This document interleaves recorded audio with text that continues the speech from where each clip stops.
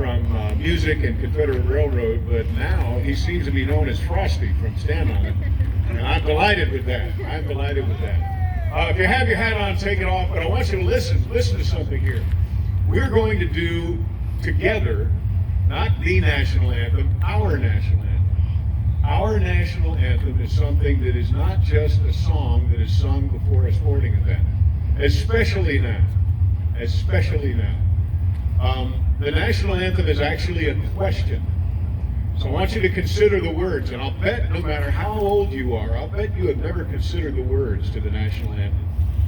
So the national anthem was written by a gentleman, Francis Scott Keys, who basically, in my mind, was tapping somebody on the shoulder and said, "Hey, can you still see by the dawn's early light," it was morning, "what so proudly we hailed, what we were looking at last night when the sun was going down at the twilight's last gleaming, whose broad stripes," where's the flag?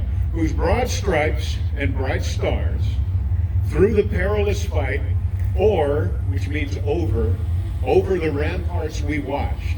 Ramparts are basically, this could be a rampart, something that's protecting you from the battle that's raging. "Over the ramparts we watched, we're so gallantly streaming. And the rocket's red glare, the bombs bursting in air, gave proof through the night that our flag was still there." We didn't have lights back then. The only way they could see during the battle that was raging to keep that flag flying, the only way they could see if it was still up, was by the fire, the explosions from the battle that was going on that night. And that's where we get our fireworks. That's why we do fireworks on the 4th of July. So it ends with, "Oh say, does that star-spangled banner yet still wave?" It's a question. Does it still wave? Or over the land of the free and the home of the brave? It's a question that we ask every time we sing the song, and it's a question that only we as Americans can answer. And the answer must continue to be yes. So, oh say, can you see, everybody, by the dawn's early light, what so proudly we hailed at the twilight's last gleaming, whose broad stripes and bright stars through the perilous fight, o'er the ramparts we watched, were so gallantly streaming, and the rocket's red glare, the bombs bursting in air, gave proof through the night that our flag was still there. Oh, say, does that star-spangled banner yet wave o'er the land of the free and the home of the brave? And the answer is yes, still does.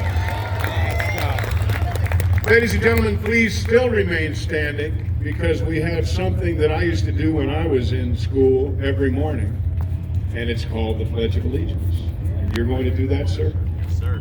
By the way, this is Master Sergeant Coker. Give him a hand. He is from the East Ridge Junior ROTC. He's waited out here all day to do this for us. So thank you, sir, very much. And wait out longer, because I really enjoy teaching the next leaders of today and our mission of to motivate young people to become better citizens at East Ridge High School.